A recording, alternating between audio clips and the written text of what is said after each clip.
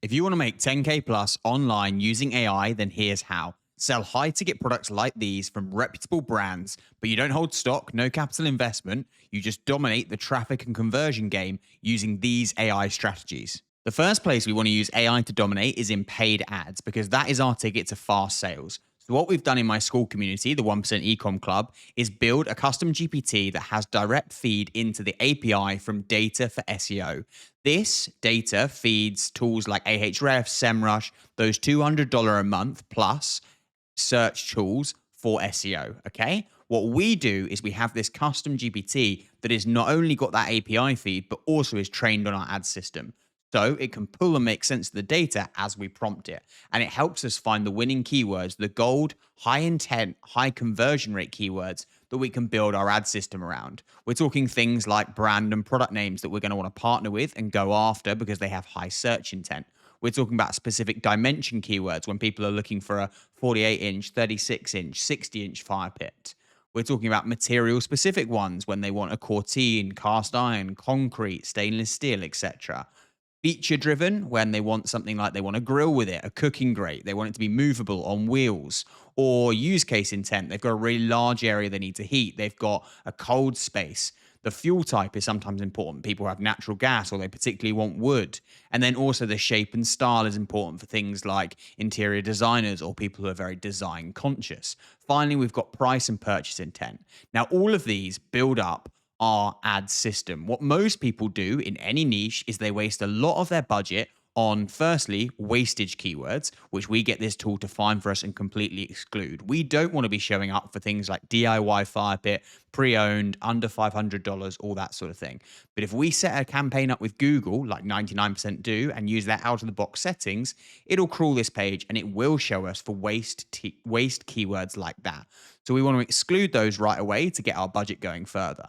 Then we also want to seriously limit how much we're showing up for generic, low intent to purchase keywords. Keywords like fire pit, outdoor fire, informational terms like should I go for natural gas or propane. This is not where we want to be putting our ad budget. But in most accounts, this accounts for about 80% of the spend because there's lots of traffic here, very easy for Google to serve, but very, very low intent to purchase.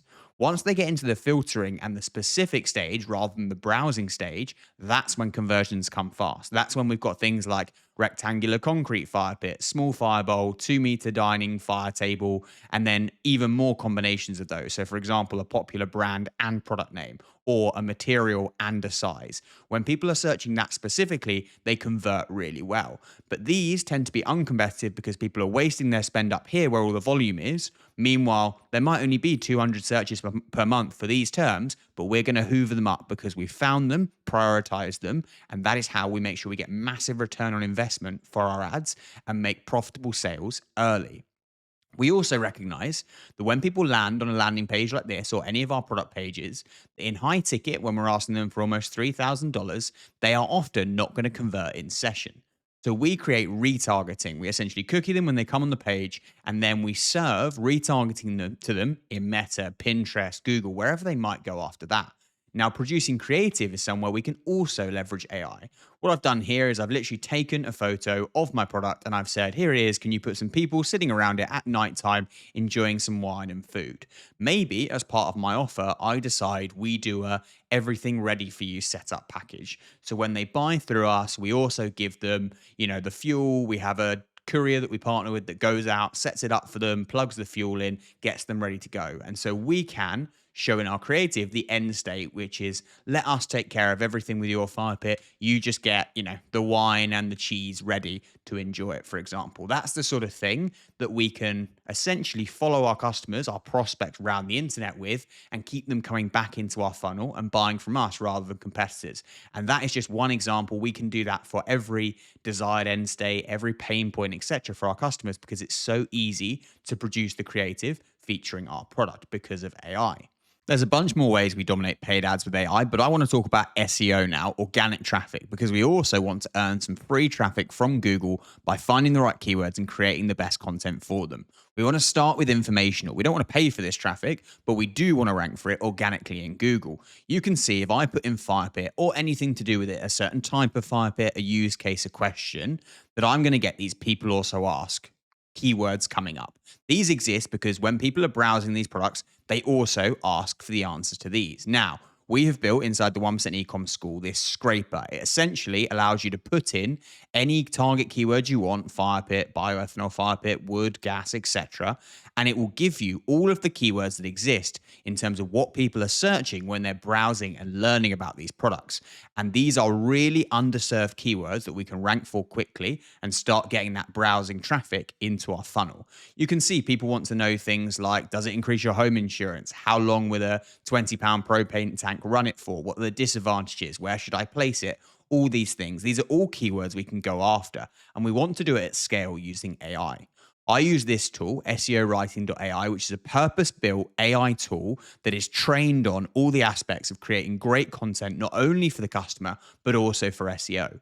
I can, at scale, I've just done one for an example here, but I could put 50 into this bulk generator, and I can get really high quality content for SEO and for our customer. I can also get the natural language processing keywords in there to increase relevance. And I can also filter the tone of voice I want, what I want to include in terms of tables, conclusions, quotes, etc. And when I do that, you can see if I just hit run here, I did this one earlier, you can see I get a really, really strong article that right away is going to be better quality than a lot of what is already out there. But we do use AI to go one step further. We also know that our heading structure of our article is a huge part of how we outrank competitors in Google. So what I do is I come to Gemini and I tell them that I'm writing a piece about this keyword. Can it look at the top 3 current organic listings, so what Google's already telling us it loves for this keyword, and suggest a structure based on what is in those articles, but also the related keywords and its knowledge of SEO. And it will give me a really, really strong outline heading structure for this article that I can feed this really high quality piece of content through to make sure it is perfectly optimized for what Google wants to rank and also for the customer. Then I want to start going after commercial terms. So I earn my stripes with these keywords. I earn showing Google I'm an authority and getting informational traffic onto my page. And then I start going after the money keywords, the ones people are searching when they're ready to buy. Now, again, I'm tactical with this. I use Ahrefs as a tool first and foremost. I segregate the keywords as commercial and transactional intent. That's what I want when people are searching because they're ready to find the product they want to buy. And I also categorize it, assuming I'm doing this on a new domain that is young. I'm trying to grow fast from 0 to 10K plus per month. So I will say I only want keywords where there's already a weak domain under 20 ranking at the top of page 1. And that's given me 266 keywords. Now I can leverage AI to create great content for these. So I'm going to take this top one, smokeless fire pit, 57K per month in search term volume. If I can rank for that, that's going to be really, really powerful for my traffic on my site. So I come back into my custom SEO data GPT, which again has the line into all the keyword data from data for SEO. And I can help it. And it also has all the information on how we like to structure our pages based on Google's instructions of what is most effective on page to rank.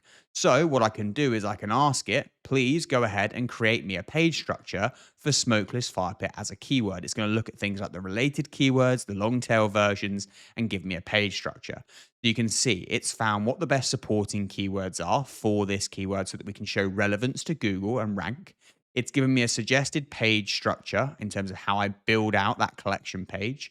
And then it's also making sure that it's weaving in the right keywords into the H tags and the right outline underneath that so we can show really high relevance to Google and a really complete page that has a great chance of ranking. Now, we go one step further when it comes to getting organic traffic because we don't just want organic traffic from Google, we also want it from AI engines. People are querying AI engines in a way they never have before with Google. On Google, I might search a 40-inch rectangular fire pit. On an AI engine, I'm way more specific. I probably say, I want a fire pit, I want a concrete effect, I want it to be in gray, I want one that's nice and hot, this is how big my space is, I want good reviews, whatever it might be, right? I'm way more specific, not to mention, generally those AI engines have more data and information they can tailor my response on. Now, AI engines like to read structured data. When they come onto this site, they have to be really economical with their crawl budget. So they don't like to go through and have to read all this description copy, read through the FAQs to find the answers to what the person might have queried into the AI engine. Instead, what they like to read is structured data. Structured data, if I just scroll down, it looks something like this, and essentially is in the most economical form for the AI engines to understand it and use it in what they push traffic to. Essentially, when someone asks for a fire pit, where they link them out to with what confidence. Now, with this tool, we have given the developer guidelines to structured data for Google and the main AI engines, which means we can put a link in, like the link to this page, and it will give us everything that is missing from a structured data perspective. So let's look at everything it's missing, because that's going to hold back its ability to get traffic from AI engines. So it is first and foremost missing availability, in stock, out of stock. So if someone in their query says, I want a fire pit like this, but I need it in the next 2 weeks, so it has to be in stock, straight away, the AI engine is less likely to recommend this site and this product because it doesn't have information about whether it's in stock in a format that it likes to read. It also doesn't have any structured data around its reviews. So if someone says it's really important to me that it's got a high volume of reviews that are high quality, again, it's very unlikely to recommend this one because it doesn't have the confident data to say, yes, I know this one has 100 reviews and 95 of them are 5-star plus.